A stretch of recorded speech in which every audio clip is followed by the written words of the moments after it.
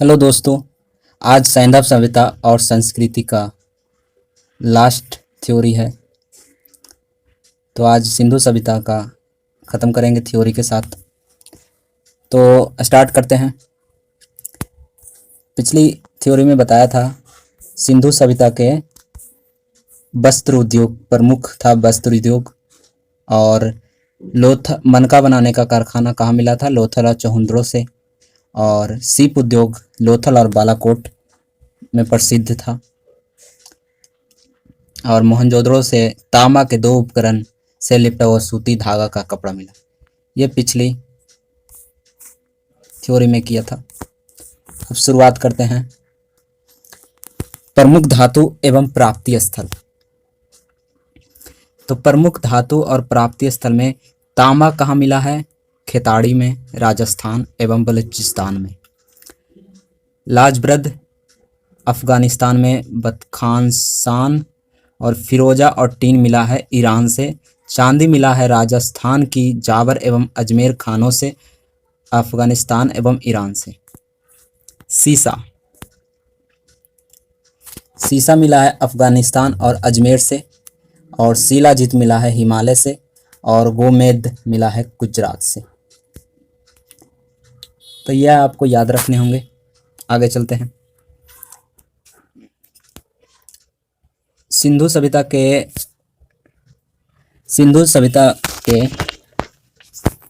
खान पान, रहन सहन और उनकी संस्कृति के बारे में चर्चा करते हैं। सैंधव निवासियों का आंतरिक एवं बाह्य व्यापार उन्नत अवस्था में था। मतलब कि जो सिंधु सभ्यता के निवासी लोग थे उनका आंतरिक और बाह्य व्यापार मतलब बाहरी देशों में उनका व्यापार उन्नत अवस्था में मतलब कि बहुत अच्छी अवस्था में था। सिक्का का प्रचलन नहीं था सिंधु घाटी सभ्यता के समय में। और क्रय और विक्रय मतलब कि वस्तु का विनिमय प्रणाली चलता था। वस्तु विनिमय प्रणाली, एक वस्तु के अलावा दूसरी वस्तु को लेना, इसे क्रय और विक्रय होता था, मतलब खरीद और बिक्री। लोथल एवं मोहनजोदड़ो से हाथी के दांत के बने हुए तराजू के पड़ले मिले। मतलब कि हाथी दांत के बने हुए तराजू के पड़ले मिले, मतलब तराजू मिला हाथी दांत का इस टाइप से।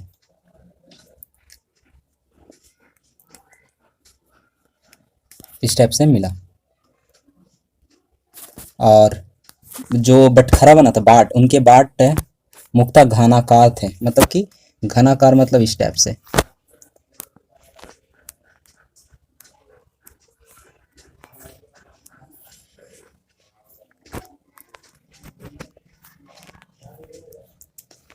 इस टाइप से घनाकार बटखरा भी मिला। और कुछ बाट बेलनाकार थे। ये कुछ बटखरे जो थे बेलनाकार थे, इस टाइप से थे, बेलनाकार। ठीक है। कुछ बटखरे डोलाकार थे, वर्तुलाकार थे के भी थे। मतलब कि जो जो साक्ष्य मिले उसमें जो बटखरे मिले घनाकार थे, घनाकार और बेलनाकार और डोलाकार और वर्तुलाकार थे। सारगोन युगीन सुमेरियन लेख से ज्ञात होता है कि मेलुहा और दिलमुन तथा मगन के साथ साथ मेसोपोटामिया के व्यापारिक संबंध थे। मतलब कि सिंधु घाटी सभ्यता के साथ साथ कौन कौन व्यापारिक संबंध में थे? तो पहला था मेलुहा, दिलमुन और मगन और मेसोपोटामिया के साथ व्यापारिक संबंध था। किसका? सिंधु घाटी सभ्यता का। आगे चलते हैं। मेलुआ की पहचान सिंध क्षेत्र से की गई है। और दिलमुन की पहचान फारस की खाड़ी के बहरीन से की गई है। सुमेरी अभिलेख से में दिलमुन को साफ सुथरा नगर का स्थान दिया है। दिलमुन को कहा है कि साफ सुथरे नगरों का स्थान की उपाधि दिया गया है। और इसे सूर्योदय का क्षेत्र भी कहा है। और भी कहा है इसे हाथियों का देश भी कहा गया। मिस्र के साथ भी इसका व्यापारिक संबंध था सिंधु सभ्यता के। तो मिस्र का व्यापारिक संबंध था, इसका साक्ष्य मिला है कहाँ से? लोथल से प्राप्त मम्मी। लोथल से एक प्राप्त मम्मी थी, जिससे पता चलता है कि मिस्र के साथ भी सिंधु घाटी सभ्यता का व्यापारिक संबंध था। आगे चलते हैं। सैंधव सभ्यता में मूर्तिकला, वास्तुकला मतलब मूर्ति बनाने की कला, और वास्तुकला मतलब घर मकान बनाने की कला, उत्कीर्ण कला मतलब पत्थरों पर खुरदने की कला, पत्थरों पर अंकित किए हुए आकृतियाँ, मृदभांड मतलब घड़ा बनाने का कला भी था। मतलब ये सब उन्नत अवस्था में था। ठीक है, इसके भी प्रमाण मिले हैं। मोहनजोदड़ो से एक संयुक्त पशु मूर्ति मिली है।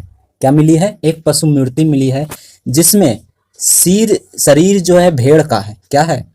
शरीर जो है भेड़ का है और मस्तक है सूंडदार हाथी का। हड़प्पा की पाषाण मूर्तियां में दो सिर रहित मानव मूर्तियां उल्लेखित है। दो सिर रहित, दो सिर के साथ मूर्तियां मिली है।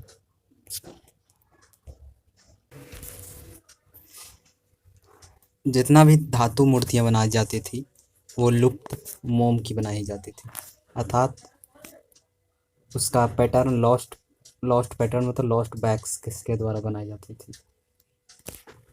जितना भी धातु मूर्तियां बनाई जाती थी, जिसे धातु की मूर्तियां जो बनती थी उसका फिनिशिंग करने की जरूरत नहीं पड़ती थी। मोहनजोदड़ो से प्राप्त नर्तकी की कांस्य मूर्तियां अत्यंत प्रसिद्ध है।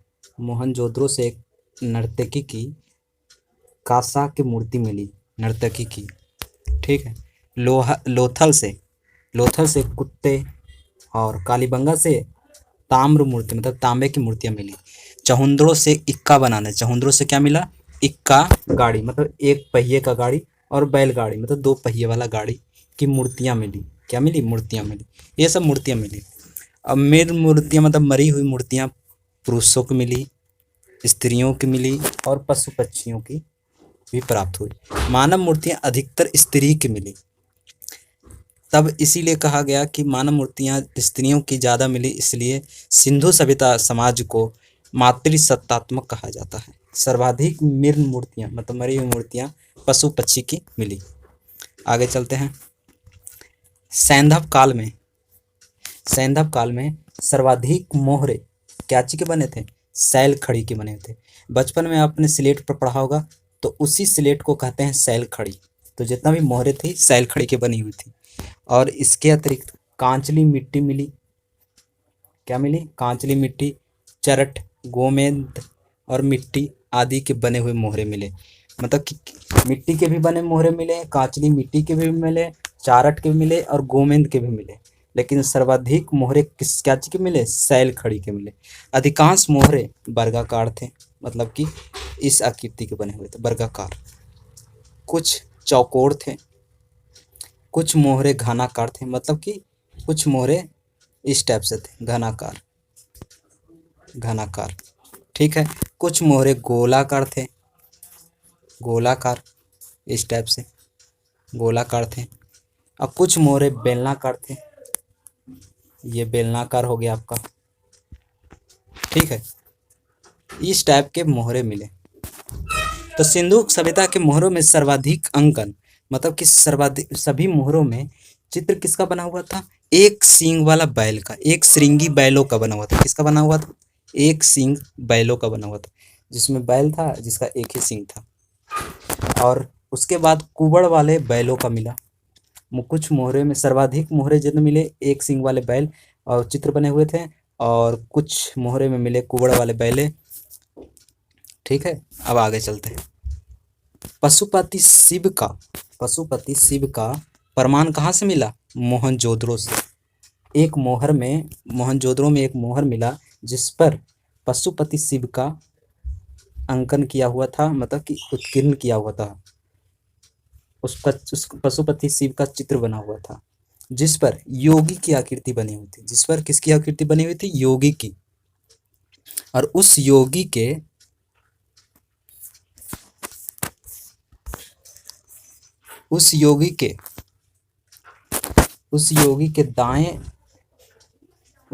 दाएं और बाघ और हाथी थे, और बाएं ओर गैंडा और भैंसा का चित्र अंकित था।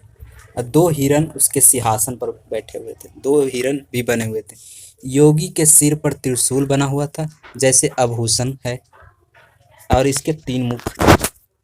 तो कैसे क्या पशुपति शिव का मिला, जिसमें योगी का चित्र बना हुआ था, ऐसा चित्र बना हुआ था।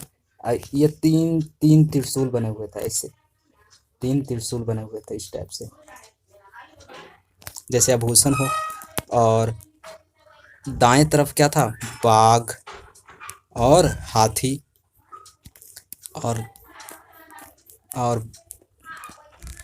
दाहिने तरफ बाएं तरफ गैंडा और भैंसा था, और दाएं ओर क्या था, बाघ और हाथी का चित्र। और नीचे बना हुआ था हिरन, 2 हिरन थे, हिरन का चित्र बना हुआ था। इस टाइप की आकृति एक मोहर में मिला, जो मोहनजोदड़ो से मिला था। ठीक है, आगे चलते हैं। तो इस जो चित्र मिला, जो मोहर मिला, उसे मार्शल महोदय ने कहा कि रुद्रदेव को संबोधित करता है। यह जो है रुद्रदेव को संबोधित करता है।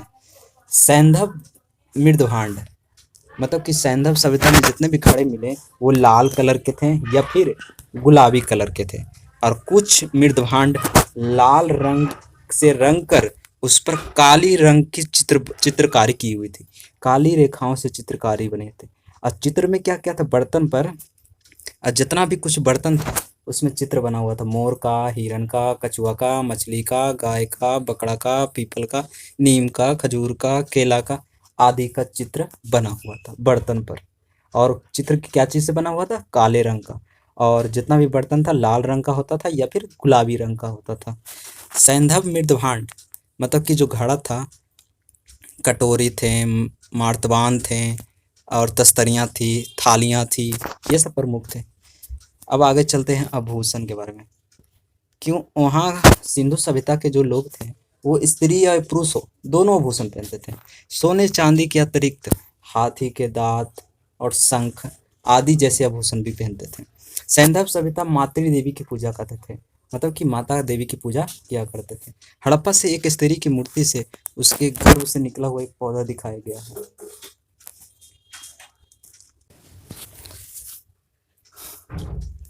हड़प्पा से प्राप्त एक स्त्री की मूर्तियां मिली और उस पर गर्भ से निकलता हुआ एक पौधा दिखाया गया, चित्र मिला।